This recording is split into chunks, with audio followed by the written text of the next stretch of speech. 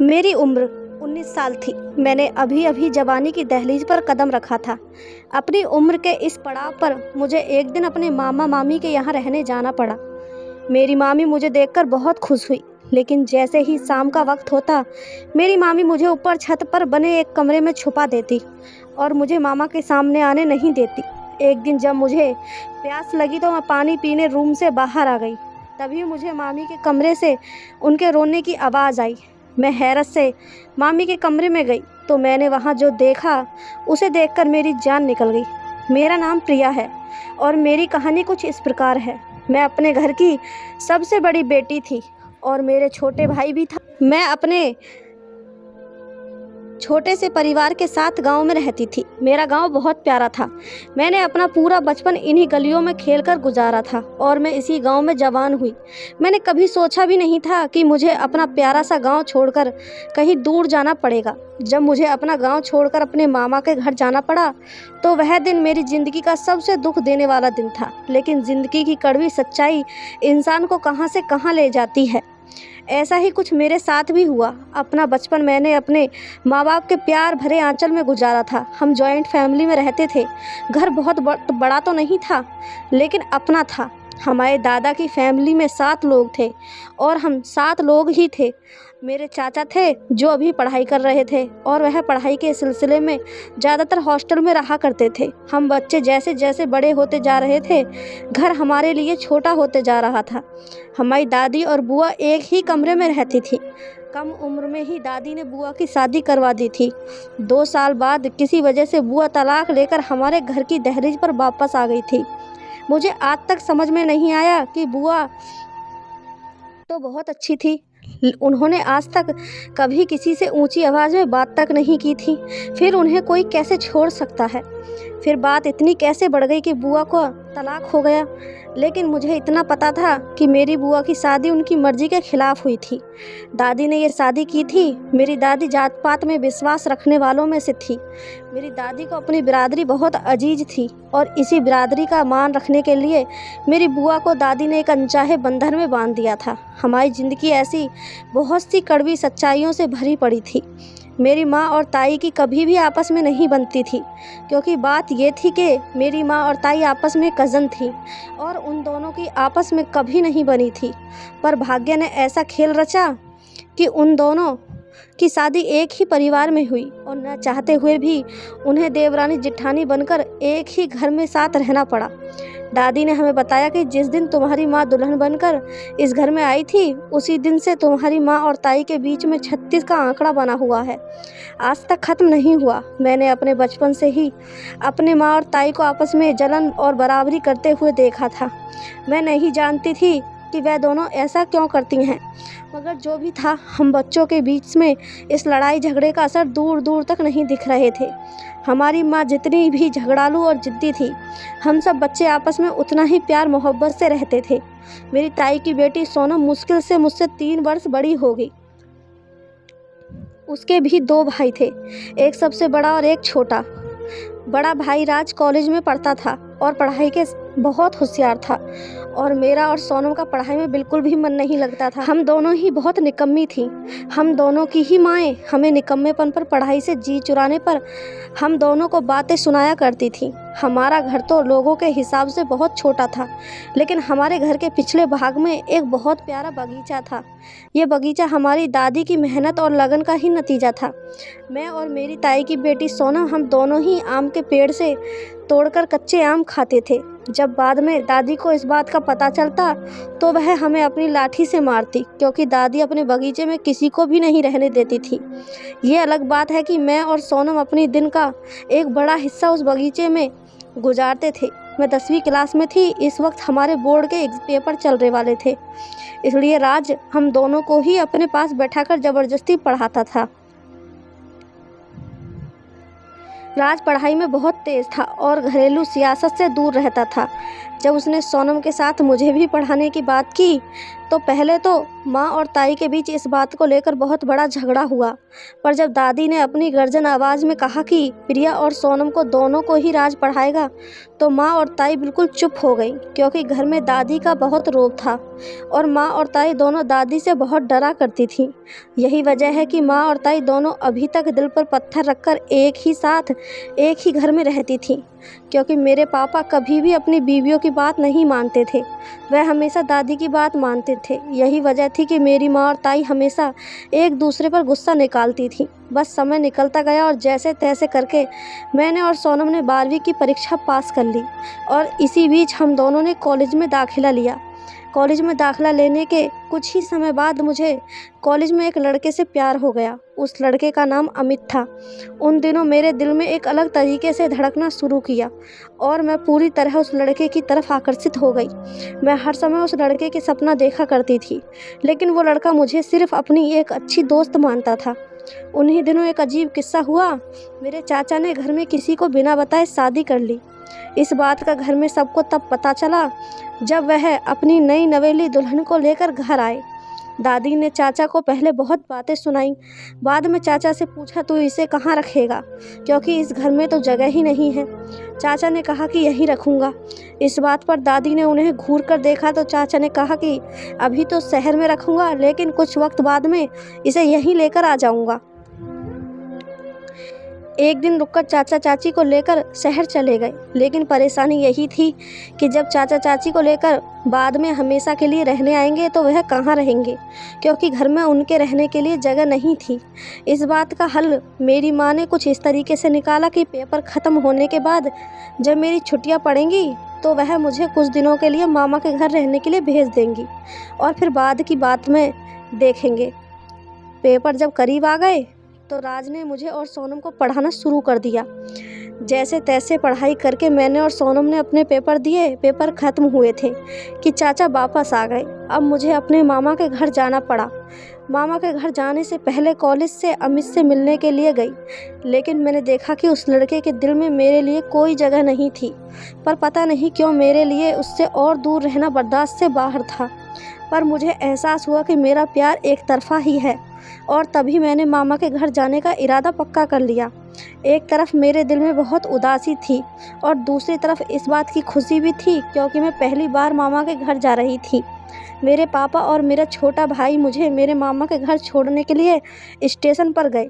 मेरे मामा और मामी मुझे लेने के लिए आए थे। उस दिन दूसरी बार मैंने अपने मामा को देखा था। उससे पहले एक बार बस मैंने उन्हें अपनी बुआ की शादी में देखा था। तब भी मामा और मामी एक रात रुककर वापस चले गए थे, क्योंकि मामा जब भी हमसे मिलने हमारे घर आते थे तो अकेले ही आते थे। मामी को अपने साथ लेकर नहीं आते थे। मुझे अपने मामा बहुत ज़्यादा पसंद हैं, क्योंकि वो बहुत अच्छे इंसान थे। उनकी आदत बहुत ही अच्छी थी। वो किसी को भी बहुत ही आसानी से अपनी तरफ आकर्षित कर सकते थे। मामा मुझे और पापा को अपने साथ घर लेकर गए। दोपहर का खाना हम सबने साथ मिलकर खाया। मम्मी मुझे बहुत प्यार और अच्छे तरीके से मिली, मुझसे बहुत अच्छे से बात करती थी। मेरी मामी मेरी माँ और ताई के बिल्कुल उल्टी ही थी। बहुत ही मेहरबान और अच्छी औरत थी। कभी कभी तो उनमें मुझे अपनी बुआ की छाया दिखाई देती थी। मेरा बहुत ख्याल रखती थी और मुझे किसी चीज़ की कमी नहीं होने देती थी। मैं बहुत लापरवाह थी, लेकिन इसके बावजूद मेरी मामी मेरी माँ की तरह मुझे कभी नहीं डराती, बल्कि प्यार से मुझे समझा देती थी। सोनम मुझे रोज़ ही फ़ोन करती थी, क्योंकि वो मुझे बहुत याद करती थी। खैर याद तो मुझे भी उनकी बहुत आती थी, लेकिन मैं जानती थी कि मैं उसे माँ और ताई के जंग के मैदान में अकेले छोड़कर आई हूँ। इसी वजह से वह मुझसे कॉल पर बहुत गुस्सा होती थी, गालियाँ सुनाती थी और मैं उसे समझाकर तसल्ली देती थी कि मैं जल्दी वापस घर आ जाऊँगी, तुम चिंता ना करो। मैं अपने मामा के यहाँ बस कुछ ही दिनों के लिए तो आई हूँ। मेरी किस्मत ने मेरे लिए कुछ और ही सोच रखा था। मैं घर से वापस आते समय अपना दिल किसी के कदमों में छोड़कर आई थी, ये जाने बिना कि जिसके लिए मैं अपना दिल छोड़कर आई हूँ वो मेरे लिए कुछ जज्बात रखता भी है या नहीं। मैं बस अनजान राहों पर मुसाफिर बन गई थी। उसके बारे में सोचकर दिल में हल्की सी गुदगुदी होती थी। मेरी मामी की कोई औलाद नहीं थी, वह तन्हाई में अपना वक्त गुजार रही थी, इसलिए मेरे घर आने से मामी बहुत खुश हुई थी। ये बात सही है, दूसरे इंसान से दिल बहल जाता है, मामा बस अपने कामों में व्यस्त रहते थे। वह शायद ये भूल गए थे कि उनकी पत्नी समय से पहले ही बूढ़ी हो रही थी। कभी कभी अपनों की परवाह हमें समय से पहले ही थका देती है। कभी कभी मुझे अपनी मामी पर बहुत तरस आता था। मामी इस घर की चार दीवारी में कैद होकर रह गई थी। मेरे मामा मामी से शादी करके इतनी दूर लेकर आ गए थे कि उनका उनसे रिश्तेदारों से मिलना जुलना भी ना हो पाता था। बस यही वजह थी कि मेरे आने से मेरी मामी बहुत ज़्यादा खुश थी। मेरे मामा के घर के बराबर में ही एक औरत रहती थी जो लड़कियों को सिलाई कढ़ाई सिखाने का काम करती थी। मैं मामी से कहकर उस औरत के यहाँ सिलाई कढ़ाई सीखने जाना शुरू कर दिया था। मगर मुझे सिलाई सीखने के दौरान भी हर वक्त घर का ही ख्याल रहता था कि मेरी गैर मौजूदगी में सोनू घर में अकेली और तनाव में हो गई। मेरी दोस्ती वहाँ पर सिलाई सिखाने वाली एक लड़की से हो गई जिसका नाम सोनिया था। सोनिया और मैं कुछ ही समय में बहुत अच्छे दोस्त बन गए थे। सोनिया बहुत ही चुलबुली और जिंदा दिल लड़की थी। उसे देखकर ऐसा नहीं लगता था कि कभी कोई दुख भी उसके पास होकर गुजरा हो। वो हमेशा मुस्कुराने वाली लड़की थी। वहाँ पर मेरा समय बहुत सुकून से गुजरता था। वहाँ मैं सुबह की गई शाम को वापस घर आया करती थी। इसी बीच मेरी मामी से बहुत सारी बातें होती थी। दिन तो बिल्कुल ठीक से गुजर जाता था, लेकिन जैसे ही शाम का समय होने लगता तो एक बहुत ही अजीब बात होती थी। और बात ये थी कि मामी जी मुझे जल्दी से खाना खिलाकर मामा के आने से पहले ही ऊपर वाले एक रूम में छुपा देती थी। जो रवैया मामी मेरे साथ रोज़ करती थी, इसकी मुझे कोई वजह समझ में नहीं आ रही थी और जिसकी चाहत की वजह से मैं मामी से पूछे बिना रह नहीं सकती थी। एक बार रात के समय प्यास से मजबूर होकर मैं ऊपर वाले रूम से निकलकर नीचे किचन की तरफ जा रही थी तो मुझे किसी की सिसकियों की आवाज़ आई। मैंने दरवाज़ा बजाना चाहा कि आवाज़ किधर से आ रही है। तभी मुझे अंदाज़ा हुआ कि आवाज़ तो मामी के कमरे से आ रही है। मैं जैसे ही मामी के कमरे के पास गई तो दरवाज़ा थोड़ा सा खुला हुआ था। मैंने झांककर मामी के कमरे का अंदर का जो नज़ारा देखा, मेरे तो पैरों के नीचे से ज़मीन निकल गई। मैंने कभी भी नहीं सोचा था कि मामी की ज़िंदगी में इतनी तकलीफ़ है। मेरी मामी भी समाज की उन औरतों में से एक थी जो अपने पति से मार खाकर अपने आंसू छुपाकर लोगों के डर से शांत रहती हैं।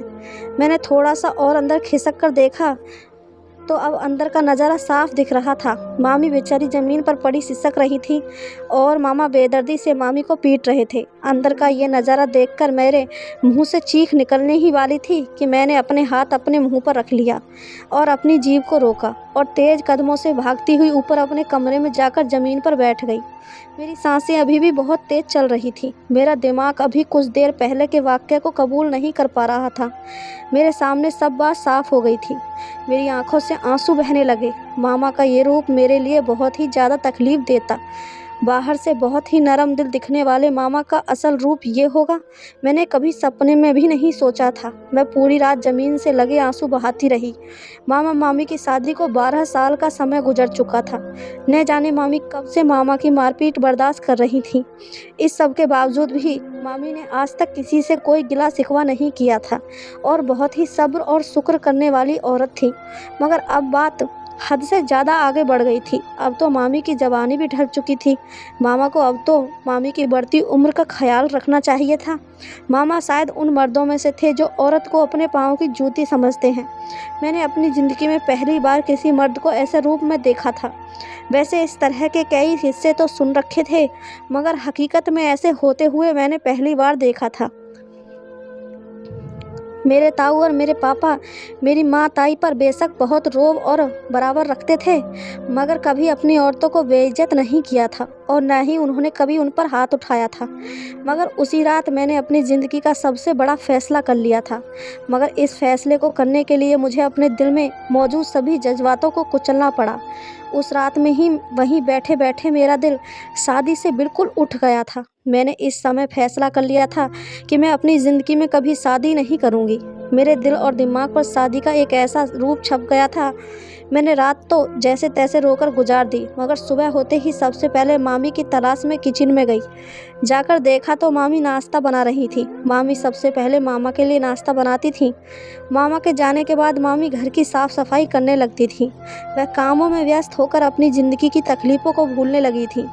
मैंने मामी के चेहरे पर देखा तो मुझे उनका दुख उनके चेहरे पर साफ साफ दिखाई दिया। उन्होंने नाश्ता बनाकर मुझे दिया कि मैं मामा के कमरे में दे आऊँ। फिर मेरे लिए भी नाश्ता बनाने लगी। मैंने नाश्ते की प्लेट उठाई और मामा के कमरे की तरफ जाने लगी। दरवाज़ा खुला हुआ था। दरवाजे के सामने जाकर एकदम से रुक गई और मेरी आंखों के सामने रात का मंजर आ गया। मेरे कदम भारी हो गए। मुझे लग रहा था जैसे मैं सदियों से ही यहाँ पर खड़ी हूँ। मेरा जी मचल रहा था और मैंने एक लंबी गहरी सांस लेकर अपने कदम अंदर की तरफ बढ़ा दिए। अंदर जाकर मैंने मामा के सामने वाली टेबल पर नाश्ता रख दिया। मामा हाथ में अखबार पढ़ रहे थे। मेरे आने पर उन्होंने आंख उठाकर एक पल के लिए मुझे देखा और फिर दोबारा अखबार पढ़ने में लग गए। मैंने नज़र उठाकर मामा को देखा तो उनके सीधे साधे चेहरे के पीछे उनके खतरनाक चेहरे को देखकर मेरे तो जिस्म में झुरझुरी दौड़ गई। मैंने सोचा न जाने क्या क्या देखना बाकी था। पूरा दिन मैंने मामा की जांच पड़ताल करने में निकाल दी। मैं उनसे कुछ पूछने और न पूछने के विचार में कुलसुम रही। इसी तरह रात हो गई। मामी के कहने से पहले ही मैंने रात का खाना खाया और ऊपर वाले कमरे में जाकर लेट गई। मैंने कुछ देर यही सोच विचार में गुजार दी। मोबाइल उठाकर सोनम को कॉल लगाई। उससे कुछ देर बात करने से मेरा दिल कुछ बहल गया। वह मुझे माँ और ताई के बीच में हुए ताज़ा झगड़े के बारे में बता रही थी। हम दोनों की माँ और ताई के बीच होने वाली लड़ाई को ज़्यादा दिलचस्पी से नहीं लेते थे, पर आज मैं उसके इस बातचीत पर दिल से मुस्कुरा भी नहीं पा रही थी। तभी वह मुझसे बार बार पूछ रही थी कि तुम ठीक तो हो ना, मगर मेरे पास उसे झूठी तसल्ली देने के अलावा कोई और दूसरा रास्ता भी नहीं था। अब आधी रात का समय गुजरा तो मैं हल्के हल्के कदमों से बाहर आई। आज फिर वही नज़ारा था। मामी के कमरे के बाहर से सिसकियों की आवाज़ आ रही थी। मैंने चुपके से अंदर कमरे में झांककर देखा तो कल की तरह ही नज़ारा था। मैं तेज़ कदमों से भागकर अपने कमरे में वापस आ गई। मैंने सोने से पहले अपने आप से पक्का वादा कर लिया था कि चाहे कुछ भी हो जाए, मैं मामी से इस मुद्दे पर बातचीत करके ही रहूँगी। अगली सुबह जैसे ही मामा ऑफिस जाने के लिए निकले तो मैंने मामी से जाकर कहा, आप सब काम छोड़कर मेरे पास आकर बैठ जाइए, मुझे आपसे कुछ ज़रूरी बात करनी है। मामी ने मेरी बात सुनकर मेरे साथ आंगन में उठकर बैठ गई। मामी ने मुझसे पूछा कि क्या हुआ बेटा, क्या बात है, घर पर तो सब ठीक है ना? मैंने कहा जी मामी, घर पर तो सब ठीक हैं। मैंने मामी से कहा, मुझे आपके बारे में आपसे कोई बात करनी है। मामी हैरत में आ गई और बोली, मेरे बारे में? मामी ने हैरत भरी नज़रों से मुझे देखा। मैंने मामी से पूछा कि मामी, अब आप मुझे बताइए कि मामा की इस बर्ताव की असल वजह क्या है? ये कब से आपको इस तरह मारते आ रहे हैं? मेरे मुंह से ये बात सुनकर मामी का रंग फीका पड़ गया। मामी ने पूछा, बेटा तुम्हें इस सब के बारे में कैसे पता चला? तो मामी को मैंने उस रात के बारे में बताया और कहा कि मैंने मामा को आपको मारते हुए देख लिया था। मामा आपको किस तरह बेदर्दी से पीट रहे थे। अब मुझे समझ में आया कि आप रात को क्यों मामा के आने से पहले मुझे ऊपर वाले कमरे में भेज दिया करती थी। अब आप मुझे सब कुछ सच सच बताइए कि मामा के रवैये के पीछे असल वजह क्या है, आखिर वो आपको क्यों मारते हैं। मेरे ज़्यादा जोर देने पर मामी ने गहरी सांस ली और मुझे बताया कि बेटा, ये किस्सा आजकल का नहीं है, ये किस्सा तो बहुत पुराना है। ये बात मेरी शादी से 5 महीने बाद की है, जब एक बार मामी बताती गई और मैं हैरत के समुद्र में डूबकर मामी की दर्द भरी कहानी सुनती गई। वह दिन हकीकत के बयान होने का दिन था। उसी दिन मुझे बहुत कुछ ऐसा पता चला कि उसके बारे में परिवार में कोई भी नहीं जानता था। मामी सब कुछ बताने के बाद मुझसे बोली कि बेटा, मैंने 12 साल में आज पहली बार किसी इंसान के सामने अपना दिल खोल कर रखा है। बेटा, तुम्हारा बहुत एहसान होगा। ये जो बातें मैंने तुम्हें बताई हैं, तुम यह किसी को भी मत बताना, ख़ास तौर पर अपने मामा को बिल्कुल भी मत बताना। मैं नहीं चाहती कि सालों से बचे हुए मेरे रिश्ते को अब जाकर कोई ठेस पहुँचे। मेरे पास ऐसा कोई नहीं है जो मेरा साथ खड़ा हो सके। मैंने बेबसी से मामी की तरफ देखा और मामी से पूछा कि मामी, इतने सालों से चुप रहकर ऐसा करके आपको आखिर क्या मिला? उल्टा आपने अपने ऊपर जुल्म किया है। अब बस बहुत हुआ। क्या आप अपनी पूरी ज़िंदगी ऐसे ही गुजारती रहेंगी? अब मैं आपको एक ऐसा कभी भी नहीं करने दूंगी। मेरी बात सुनकर मामी ने कहा कि तुम अभी बच्ची हो, अभी सब बातों को नहीं समझती हो, इसलिए इस तरह की बातें कर रही हो। हमारे समाज में तलाकशुदा औरतों की जगह बहुत मुश्किल से बनती है। मैंने कहा, ऐसी परंपरा बनाने वाली तो हम ही हैं ना। अगर हम सब मजबूरी को वजह बनाकर इन सब को ऐसे ही चलता रहने देंगे तो ये सब कभी ख़त्म नहीं होगा। किसी न किसी को तो इसे रोकना ही होगा। अगर आज हम अपनी तरफ उठने वाली एक उँगली को नहीं रोक सकते तो कल को पूरा हाथ हमारी तरफ ही उठेगा। हम लोगों को होश तब आता है जब पानी सर से ऊपर गुजर जाता है। ऐसा करना बहादुरी की बात नहीं है कि इस तरह का सलूक बिना किसी वजह के औरत पर किया जाए। मेरी नज़र में तो ये एक मुश्किल की पहचान है। आपकी तो ऐसी कोई मजबूरी भी नहीं है और आप सिर्फ यही सोच रही हैं कि समाज क्या कहेगा। इस बात का रोपाई कर बैठ गई हैं। काश हम ये सोचने के बजाय लोग क्या कहेंगे सोच लिया करें कि भगवान क्या कहेगा, तो हमारी ज़िंदगी बहुत ज़्यादा आसान हो जाएगी। मेरा इतना समझाने का थोड़ा बहुत असर तो मामी पर हुआ, तभी तो उन्होंने कहा कि तुम्हें जो ठीक लगे वह करो। लेकिन एक बात याद रखना, जब हम समाज के बने हुए रिवाजों से टकराते हैं तो समाज हमें ही मौके पर गिरा देता है। बहुत कम लोग ऐसे होते हैं जो समाज से टक्कर लेकर जीत जाते हैं। मामी की बात सुनकर मैंने मामी से कहा कि मुझे भगवान पर पूरा भरोसा है, आप बस दुआ करें। मेरी बात सुनकर मामी मुस्कुराते हुए किचन में चली गई। अगले दिन मैं सोने से पहले बहाने बनाने में गुजार दिया। इस मसूबे को पूरा करने के लिए मुझे सोनम की मदद की ज़रूरत थी। इसके बारे में मैंने उसे कॉल करके सब कुछ तहसील से समझा दिया था और अच्छे से सबको समझा दिया था। मेरा अगला कदम बिना किसी मसले के मामी को यहाँ से लेकर जाना था। इसका मंसूबा भी मैंने बना लिया था। अगली सुबह मैंने मामा के ऑफिस जाने से पहले उनसे मामी को अपने साथ अपने गांव ले जाने के लिए इजाज़त मांगी। पहले तो मामा ने साफ साफ मना कर दिया, मगर थोड़ा जोर देने पर उन्होंने मेरी बात मान ली। मेरे लिए काफ़ी था। मैंने भागकर जल्दी से मामी को ये बात बताई तो मामी बहुत खुश हो गई। अगले दिन हम दोनों अपने गांव के लिए निकल गए। मैं पूरे रास्ते सोनम से बातें करती रही। अब उसे कह दिया कि दादी और बुआ को सब कुछ इसके बारे में तहसील से बता दे। जब हम गांव पहुंचे तो दोपहर हो चुकी थी। हमें स्टेशन लेने के लिए राज आया था। घर आकर मैंने महसूस किया कि मैंने इस माहौल को कितना मिस किया है। खाने से फ्री होकर मैं अपनी दादी और बुआ के साथ तहसील से बातें करने लगी। मैंने सारी बातें दादी को बताई। दादी ने उसे कहा कि अब तुम फिक्र मत करो, मैं मौका देखकर तुम्हारी माँ से कुछ बात करूँगी। दादी की बात सुनकर मेरी टेंशन सारी ख़त्म हो गई। 2 दिन बाद दादी ने माँ और मामी को अपने कमरे में बुलाया और हर बात शुरू से माँ को बताई। जब माँ ने बात सुनी तो हक्का बक्का रह गई। माँ तो कभी सोच भी नहीं सकती थी कि उसका छोटा इकलौता भाई इस तरह की हरकत भी कर सकता है। मेरी माँ को शुरू से ही हक की बात करने का बहुत शौक़ था और अपने शौक़ के कारण आज उन्हें हक की बात करने का मौका मिला। सब जानते थे कि सिर्फ माँ और ताई ऐसी हैं जो मामा से इस बारे में बात करके मामी की मदद कर सकती थी। दादी और मामी की बात सुनकर माँ ने एक पल भी जाया किए बिना फ़ौरन मामा को कॉल की, फ़ौरन गांव पहुंचने का हुक्म दिया। मामा चाहे कितना सख्त क्यों ना हो, लेकिन माँ के सामने मामा की एक नहीं चलती थी। माँ का हुक्म मिलते ही मामा तुरंत टिकट कटवाकर हमारे गांव पहुँचे। जैसे ही मामा गांव पहुँचे तो माँ उन्हें सांस लेने तक का मौका नहीं दिया और उनकी क्लास लेनी शुरू कर दी। हॉल में सिर्फ माँ और मामा ही मौजूद थे और सब अपने अपने कमरों में मौजूद थे। मैं दादी के बगीचे में बैठे कच्चे आम खाती हुई मामी की बातों को याद कर रही थी। मामी ने उस दिन मेरे जोर देने पर ही अपनी ज़िंदगी की कड़वी सच्चाई पर से पर्दा हटाया था और मुझे बताया था कि मेरी शादी के शुरू के कुछ दिन ही गुजरे थे। जैसे ही नई नई शादी हुई, कुछ महीने गुजर जाने के बाद मैं पेट से ना हुई तो तुम्हारे मामा मुझे डॉक्टर के पास लेकर गए। डॉक्टर के ने टेस्ट करवाए। पता चला कि मेरे अंदर कोई कमी नहीं है, मैं बिल्कुल ठीक हूँ। तब डॉक्टर ने तुम्हारे मामा से कहा कि तुम अपना टेस्ट करवाएं। पहले तो वह नहीं माने, पर बहुत जोर देने पर मान गए और जब रिपोर्ट आई तो वो हमारे सोच से बिल्कुल उल्टी थी। तुम्हारे मामा कभी बाप नहीं बन सकते थे और यह बात उनकी मर्दानगी पर दाग बनकर लगी।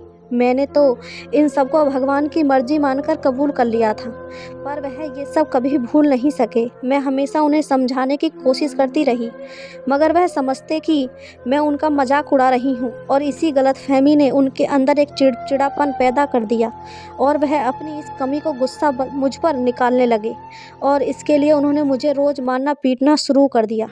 मैं अपना मुँह बंद रखने पर मजबूर थी। मैं अलग शहर में चुप रहने के लिए मजबूर थी। अब उनका जो मन चाहे वह करते थे। मामी की ज़िंदगी बहुत तकलीफ़दायक थी और इसलिए मैंने ये कदम उठाया था। मामी की ज़िंदगी में थोड़ी खुशियाँ आ सकें, शायद उनकी ज़िंदगी का रुख पलट जाए। हाल में माँ और मामा की मिली-जुली आवाज़ें आ रही थीं। मैं उठकर सोनम के पास जाकर बैठ गई। माँ और मामा की लड़ाई का नतीजा ये निकला कि मामा मामी को तलाक देकर पास रखी टेबल पर ठोकर मारकर वहाँ से चले गए। इस बात को कुछ दिन गुजर गए थे। मामी पड़ोस में किराए का घर लेकर उसमें रह रही थी, मुझे भी साथ ही लेकर रह रही थी। उन दिनों राज ने घर के ऊपर एक और पोर्शन बनाने का सोचा, क्योंकि घर छोटा पड़ रहा था। मेरा कमरा तो पहले ही चाचा और चाची के इस्तेमाल में था, इसलिए राज ने ऊपर अलग पोर्शन बनाने का इरादा किया था। इस काम के लिए राज ने दादी को मना भी लिया था। दादी भी घर में कोई बदलाव नहीं चाहती थी, क्योंकि उन्हें घर से बहुत प्यार था। कुछ समय बाद में सोनम कॉलेज पास कर चुके थे, तो इतने ऊपर का पोर्शन भी तैयार हो चुका था। उन दिनों माँ और ताई की बहुत कोशिश के बाद एक बड़ी उम्र मगर अच्छे आदमी से मामी की शादी करवा दी गई। मामी अब अपनी ज़िंदगी में बहुत खुश थी।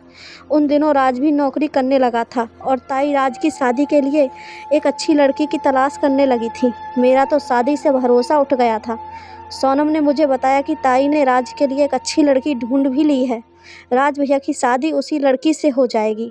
राज का रिश्ता पक्का होने के कुछ ही दिनों बाद उसकी शादी बहुत ही धूमधाम से हुई। हम सब ने उसकी शादी में बहुत मज़े किए और धीरे धीरे माँ और ताई के बीच का लड़ाई झगड़ा भी खत्म हो गया।